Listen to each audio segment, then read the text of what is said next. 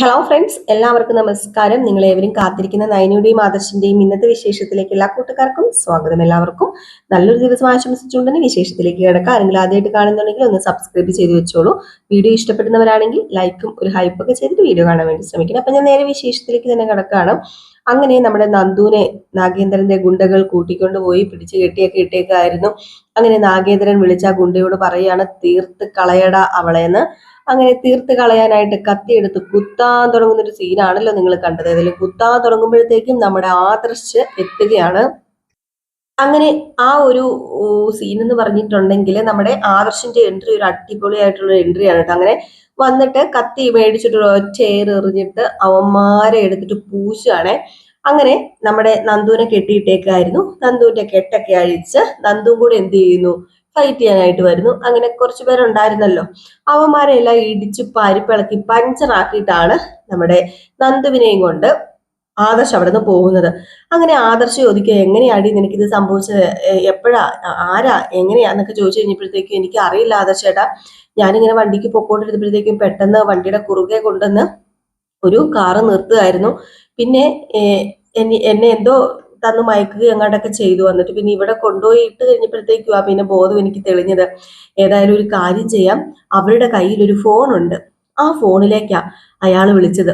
നമ്മൾ അന്വേഷിച്ചുകൊണ്ടിരിക്കുന്ന അയാൾ വിളിച്ചത് ആ ഫോണിലേക്ക് തന്നെയാണ്. അപ്പൊ ആ ഫോൺ എടുക്കാന്ന് പറഞ്ഞ ആ ഫോണും കൂടി എടുത്തുട്ടോ നമ്മുടെ നന്ദു. ആ ഫോണും കൂടെ എടുത്തു.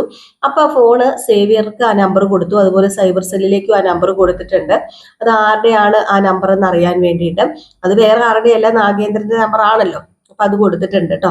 എന്നിട്ട് നമ്മുടെ നയന പറയുന്നുണ്ട്, ഒരു കാര്യം ചെയ്യ്, ഞാൻ ഇനി വീട്ടിലേക്ക് പോകുന്നില്ല, ഞാൻ ഇനി നയനേച്ചിയുടെ അടുത്തേക്ക് വരികയാണ്. കാരണം ഈ ഈ ഒരു സിറ്റുവേഷനിൽ എന്നെ ഈ ഒരു കോലത്തിൽ കണ്ടു കഴിഞ്ഞിട്ടുണ്ടെങ്കിൽ ശരിയാവത്തില്ല. ഞാനാണ് പോലീസ് ക്ലബിൽ പോവാന്ന് പറഞ്ഞ് ഇറങ്ങിയതാണെന്ന് പറഞ്ഞപ്പോഴത്തേക്കും, അപ്പൊ നീ പോലീസ് ക്ലബിൽ പോയില്ലേ, ആ എന്തെങ്കിലും ആവട്ടെ, ഇനിയിപ്പം അവന്മാരെ എത്രയും പെട്ടെന്ന് കണ്ടുപിടിക്കുക എന്നുള്ളത് തന്നെയാണ് നമ്മുടെ ലക്ഷ്യം. നമ്മൾ ലക്ഷ്യത്തിലേക്ക് അടുത്തുകൊണ്ടിരിക്കുകയാണ്. അതുകൊണ്ട് ഒന്ന് സേഫ് ആയിട്ടിരിക്കുന്നത് നല്ലതാ. നീ അപ്പൊ എന്റെ കൂടെ വരുന്നതാ നല്ലത്. എന്നാ പിന്നെ നമുക്ക് നേരെ വീട്ടിലേക്ക് പോകാന്ന് പറഞ്ഞ് നയനയുടെ അടുത്തേക്കാട്ടോ ഇവർ പോകാൻ തുടങ്ങുന്നത്. അതായത് നമ്മുടെ നയനയും ആദർശം കൂടെ താമസിക്കുന്ന ഇപ്പോഴത്തെ വീട്ടിലേക്കാണ് ഇവർ പോകാൻ തുടങ്ങുന്നത്.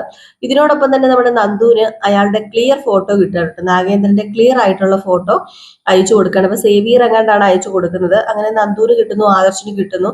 അപ്പൊ നന്ദു ചോദിക്കുന്നുണ്ട് ആദർശിനോട്, ആദർശേട്ടാ ഈ ഒരു ഫോട്ടോ കണ്ടിട്ട് എന്തെങ്കിലും തോന്നുന്നുണ്ടോ, വല്ല മുൻപരിചയം ഉണ്ടോ എന്ന് ചോദിച്ചപ്പം, എവിടെയോ ഞാൻ കണ്ടു മറന്നൊരു മുഖമാണിത്, പക്ഷെ അത്രയ്ക്ക് ക്ലിയർ ആയിട്ട് എനിക്ക് കിട്ടുന്നില്ല നന്ദു എന്ന് പറയുമ്പോൾ, ഒന്നും കൂടി ഒന്ന് ആലോചിച്ച് നോക്കിക്കേ, എവിടെയോ കണ്ടു മറന്ന മുഖം എന്ന് പറയുമ്പോഴത്തേക്കും ഏതായാലും കണ്ടിട്ടുണ്ടെങ്കിൽ ആദർശന് അറിയാവുന്ന ഒരാളായിരിക്കുമല്ലോ എന്ന് പറഞ്ഞപ്പോഴത്തേക്കും ഞാൻ എത്ര ആലോചിച്ചിട്ടും അങ്ങ് പിടികിട്ടുന്നില്ല, എവിടെയോ കണ്ടു മറന്നൊരു മുഖമെന്ന് മാത്രമേ എനിക്ക് പറയാൻ പറ്റത്തുള്ളൂ എന്ന് പറഞ്ഞു. ഇതിൽ എന്നാ പിന്നെ ബാ നമുക്ക് പോകാന്ന് പറഞ്ഞ് നേരെ നയനയുടെ അടുത്തേക്ക് പോവുകയാണ്. അങ്ങനെ നയന നമ്മുടെ നന്ദുവിനെ കണ്ടതും വീട്ടിൽ ചെന്ന ഉടനെ തന്നെ ഭയങ്കര കാർശബഹളം ഒക്കെ, എന്താ നന്ദു പറ്റിയത് നിനക്ക്, ഇതെന്താണ് നിന്റെ നെറ്റിയിൽ എന്താ പറ്റിയെന്ന് ചോദിച്ചപ്പോഴത്തേക്ക്, അത് ചെറിയൊരു പ്രശ്നം, പോലീസുകാരിയല്ലേ, അപ്പൊ അതിൻ്റെതായ പ്രശ്നങ്ങളൊക്കെ ഉണ്ടാവുമല്ലോ. അതുപോലെ ചെറിയൊരു പ്രശ്നം, എന്ത് ചെറിയ പ്രശ്നം, ആ അത് പിന്നെ ശത്രുക്കൾ ഏറെ ഉണ്ടല്ലോ നയനേച്ചി, അപ്പൊ ഇങ്ങനെ കുറച്ച് പ്രശ്നങ്ങളൊക്കെ വരും. അല്ല ദേ ഒരു കാര്യം, നീ അമ്മയോട് പറഞ്ഞിട്ടാണോ ഇങ്ങോട്ടേക്ക് വന്നത്? ഞാൻ അമ്മയോട് പറഞ്ഞിട്ടില്ല, ഇങ്ങോട്ടേക്ക് വരുന്ന കാര്യം പറഞ്ഞില്ല. ഞാൻ പോലീസ് ക്ലബിൽ പോകുക എന്നും പറഞ്ഞ് രാവിലെ ഇറങ്ങിയതായിരുന്നു. ഇനി എന്നെ ഈ ഒരു കോലത്തിൽ കണ്ടാൽ അമ്മയ്ക്ക് ചിലപ്പോൾ സഹിക്കാൻ പറ്റിയെന്ന് വരത്തില്ല.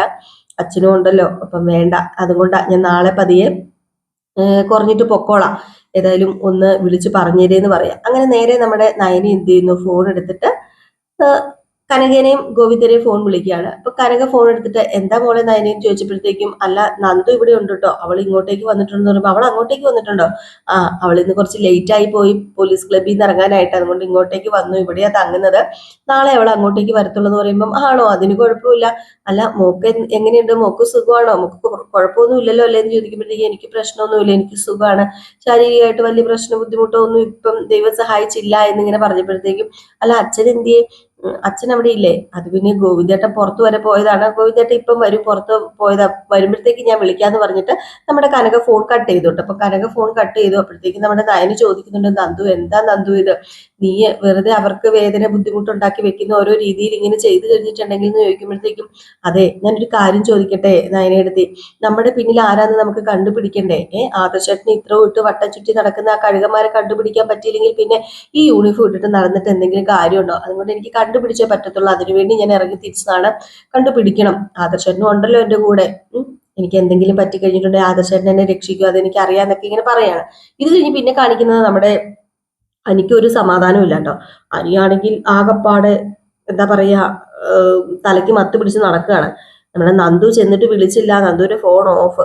അപ്പം ഒന്നുകൂടെ വിളിച്ചു നോക്കാന്നൊക്കെ പറയുന്നു. ഇങ്ങനെ മനസ്സിലിങ്ങനെ വിചാരിക്കുന്നുണ്ട്, ഇനിയിപ്പോ എന്ത് പറ്റിയതായിരിക്കും അവക്ക്, അവൾ ഇനി വീട്ടിൽ പിടിച്ചു കാണുമോ, ഇനിയിപ്പോ പോലീസ് ക്ലബ്ബിൽ പോവാന്നൊക്കെ പറഞ്ഞിട്ട് കള്ളത്തരം പറഞ്ഞ് ഇറങ്ങിയില്ല, ഇനി പിടിച്ചു കാണുമോ, ഇതാണെന്ന് ഒന്നും അറിയാൻ പറ്റുന്നില്ലല്ലോ എന്ന് പറഞ്ഞ് ആകെപ്പാടെ ടെൻഷൻ അടിച്ചിരിക്കുകയാണ്. ഈ ഒരു സമയത്താണ് ദേവയാനിയുടെയും കനകദുർഗയല്ലല്ലോ, നമ്മുടെ അജയന്റെയും കയ്യില്, സോറി അജയന്റെ അല്ല ജയന്റെ, ആദർശന്റെ അച്ഛന്റെ കയ്യിൽ ആ ഒരു ഫോട്ടോ കിട്ടുന്നത്. അങ്ങനെ നമ്മുടെ ദേവയാനി ആ ഫോട്ടോ കൊണ്ടിങ്ങനെ കാണിച്ചപ്പോഴത്തേക്ക്, ഇത് നാഗേന്ദ്രനാണല്ലോ, ഈ ഫോട്ടോ ഇപ്പം എന്തിനാ അവൻ അയച്ചു തന്നതെന്ന് ചോദിച്ചപ്പം എനിക്കറിയില്ല, ഏതായാലും നാഗേന്ദ്രന് എന്തോ ഒരു ബന്ധമുണ്ട്. അല്ല, ഇപ്പൊ നാഗേന്ദ്രന്റെ ഫോട്ടോ ആദർശ തപ്പി കണ്ടുപിടിച്ച് ഇപ്പൊ ഇങ്ങനെയൊക്കെ ചെയ്യണമെങ്കിലും നമുക്ക് അയച്ചു തരണമെങ്കിലും എന്തോ ഉണ്ട്, അത് ഉറപ്പാ. അല്ല, അവനിത് ആരാണെന്ന് ചോദിച്ചല്ലേ അയച്ചത്? ആ അതെ, അവനിത് ആരാണെന്ന് ചോദിച്ചാ അയച്ചത്. അവനിത് പണ്ടെങ്ങാണ്ട് കണ്ടിട്ടുണ്ട് നാഗേന്ദ്രൻ, അത് ചെറുപ്പത്തിലല്ലേ, ആ ഒരു സമയത്തെ ഓർമ്മയൊന്നും ഇപ്പൊ നിക്കത്തില്ലല്ലോ. എന്തെങ്കിലും പ്രശ്നം കാണുമായിരിക്കും എന്നിങ്ങനെ പറഞ്ഞപ്പോഴത്തേക്കും, അതെ എന്തെങ്കിലും പ്രശ്നം കാണുമായിരിക്കും. ഒന്നാമത് നമ്മുടെ കുടുംബത്തിനോട് ശത്രുതയുള്ള ഒരു ആള് തന്നെയാണ് നാഗേന്ദ്രൻ എന്ന് പറയുന്ന ആള്. അവനെ ഇവിടുന്ന് അടിച്ചിറക്കി വിട്ടതായതുകൊണ്ട് തന്നെ അവന് നമ്മളോട് ശത്രുതയുണ്ട്. അത് അച്ഛൻ പലതവണ പറഞ്ഞിട്ടുണ്ടല്ലോ എന്ന് ചോദിക്കുമ്പോൾ അത് ശരിയാണ്, പക്ഷെ ഇപ്പൊ എന്തിനാണ് ഈ ഫോട്ടോ അയച്ചതെന്ന് അറിയത്തില്ലല്ലോ എന്നൊക്കെ ഇങ്ങനെ നമ്മുടെ ദേവയാനിയും ആദർശല്ലല്ലോ ജയനും കൂടെ പറയുന്നുണ്ട് കേട്ടോ. അപ്പൊ ഏതായാലും ഇത് കഴിഞ്ഞ് പിന്നെ കാണിക്കുന്ന സീൻ എന്ന് പറഞ്ഞിട്ടുണ്ടെങ്കിൽ, നയനിയും നന്ദുവും കൂടെ കിടന്നുറങ്ങാണ്. നമ്മുടെ അനിക്കാണ് ഒരു സമാധാനവും ഇല്ല. അനി എന്ത് ചെയ്യുന്നു, നേരെ ഫോൺ എടുത്തിട്ട് നന്ദുവിനെ വിളിക്കുക. അപ്പൊ റിങ് ചെയ്യുന്നു. പതുക്കെ നമ്മുടെ നന്ദു എണീക്കുകയാണ്. എണീറ്റപ്പോഴത്തേക്കും നമ്മുടെ അനിയാ ഫോൺ കോളിൽ. അയ്യോ, പിന്നെ പറയാനുണ്ടോ, പേടിച്ചു പോയില്ലേ, പേടിച്ചു പോയിട്ട് പെട്ടെന്ന് ഫോൺ കട്ട് ചെയ്തു. അപ്പോഴത്തേക്കും നമ്മുടെ അനിയാണെങ്കിൽ വീണ്ടും എന്ത് ചെയ്യുന്നു, വീണ്ടും വിളിക്കുകയാണ് കേട്ടോ. കാരണം എന്താ ഇവിടെ എടുക്കാത്തതെന്ന് ഓർത്തിട്ട് അനിക്ക് വേറെ ടെൻഷൻ. അങ്ങനെ വീണ്ടും അനി വിളിക്കുന്നു. അനി വിളിച്ചപ്പോഴത്തേക്കും വീണ്ടും കട്ട് ചെയ്ത് വിടുന്നു. എന്തോ ഭാഗ്യം കൊണ്ട് നമ്മുടെ നയന ഉണർന്നില്ല, നയന നല്ല ഉറക്കത്തിൽ തന്നെയാണ്. അങ്ങനെ നന്ദു ആകെപ്പാടെ പരിഭ്രാന്തിയായിട്ടൊക്കെ ഇങ്ങനെ നിൽക്കുന്ന ഒരു സീനാണ്.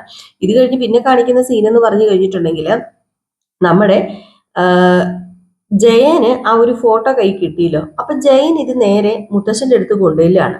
മുത്തശ്ശന്റെ അടുത്ത് കൊണ്ടുവന്നിട്ട് മുത്തശ്ശനെ കാണിക്കുകയാണ്. അപ്പൊ മുത്തശ്ശൻ പറഞ്ഞു, ഇത് നാഗേന്ദ്രനാണ്, ഞാനും ഈ ഒരു ഫോട്ടോ എന്റെ ഫോണിലും അയച്ചു തന്നിട്ടുണ്ട്, എന്താണെന്നറിയത്തില്ല, ഇനിയിപ്പൊ നാഗേന്ദ്രൻ നമ്മുടെ ഈ ഒരു പ്രശ്നങ്ങളുമായിട്ട്, അല്ലെങ്കിൽ നാഗേന്ദ്രൻ AM ജ്വല്ലറി ആയിട്ട് ബന്ധമുണ്ടോ, അതൊന്നും എനിക്ക് അറിഞ്ഞൂടാ. ഏതായാലും നല്ലൊരു ഇത് തന്നെയാണ്, ന്യൂസ് തന്നെയാണ് കിട്ടിയിരിക്കുന്നതെന്ന് പറഞ്ഞപ്പോഴത്തേക്കും ആദർശ് ഒരുപാട് അവൻ എഫേർട്ട് ചെയ്ത് കണ്ടുപിടിച്ചതാണ്. ഏതായാലും ഇപ്പൊ AM ജ്വല്ലറിക്ക് മുമ്പിൽ തന്നെയാണല്ലോ നമ്മുടെ മൂർത്തി ജ്വല്ലറി നിൽക്കുന്നത്. ഏതായാലും ഇത് നമ്മുടെ ആദർശിന്റെ വിജയം തന്നെയാണ്, ആദർശ് തന്നെയാണ് ഇതിന് കാരണക്കാരൻ, ആദർശ് കാരണമാണല്ലോ എന്ന് പറഞ്ഞിട്ട് നമ്മുടെ അജയൻ പറയുന്നുണ്ട്, ഇനിയിപ്പൊ അച്ഛന്റെ മനസ്സിലെ ജയനാട്ടോ, അജയനല്ല സോറി, ജയൻ പറയുന്നുണ്ട്, ഇനിയിപ്പൊ അച്ഛന്റെ മനസ്സിൽ മഞ്ഞുരുക്കി തുടങ്ങും ആദർശിനോടുള്ളത് പറയുമ്പോൾ, ആ മഞ്ഞൊന്നും അങ്ങനെ പെട്ടെന്ന് ഉരുകാനൊന്നും പോകുന്നില്ല. ഇപ്പൊ ഒരാളുടെ ഫോട്ടോ കിട്ടിയെന്നും പറഞ്ഞോ, ഇപ്പം എന്തെങ്കിലും കണ്ടുപിടിച്ചെന്നും പറഞ്ഞോ അവനെ പോയി കെട്ടിപ്പിടിച്ച് ഉമ്മ വെക്കാനോ അവനെ പോയി അപ്രിഷിയേറ്റ് ചെയ്ത് വലിയ ആളാന്നോ കാണിക്കാനോ ഒന്നും എന്നെ കിട്ടത്തില്ല. അതിനൊന്നും ഞാൻ മുതിരുന്നില്ല. അതിന്റെ ആവശ്യമൊന്നും എനിക്കില്ല.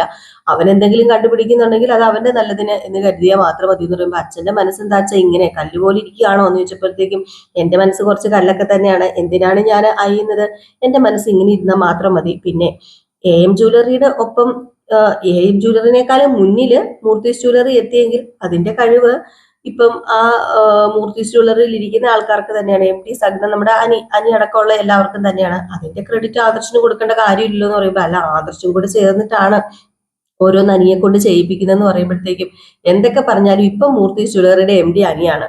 അപ്പം മൂർത്തീസ് ജ്വല്ലറി തട്ടിന് കയറി പോകുന്നുണ്ടെങ്കിൽ അതിന്റെ എല്ലാ ഇതും കൊടുക്കേണ്ടത് അനിക്ക് തന്നെയാണ്. അനി കാരണമാണ്, അനിയാണ് കമ്പനിയെ ഉയർത്തിക്കൊണ്ട് വരുന്നത് എന്നേ ഞാൻ പറയത്തുള്ളൂ, അല്ലാതെ ആദർശമാണെന്ന് ഞാൻ ഒരിക്കലും പറയത്തില്ലെന്ന് പറഞ്ഞപ്പോഴത്തേക്കും തന്നെ നമ്മുടെ ജയന് മനസ്സിലാവുകയാണ്, ഇനിയിപ്പൊ മൂർത്തിയോട് സംസാരിച്ചിട്ട് കാര്യമില്ല. അപ്പം എങ്ങനെയെങ്കിലും നമ്മുടെ മൂർത്തിയുടെ മനസ്സിലെ മഞ്ഞുരുക്കി മാറ്റി നമ്മുടെ ആദർശനോടുള്ള സ്നേഹം വെളിയിൽ കൊണ്ടുവരാനാണ് ഇവരൊക്കെ ശ്രമിച്ചുകൊണ്ടിരിക്കുന്നത്.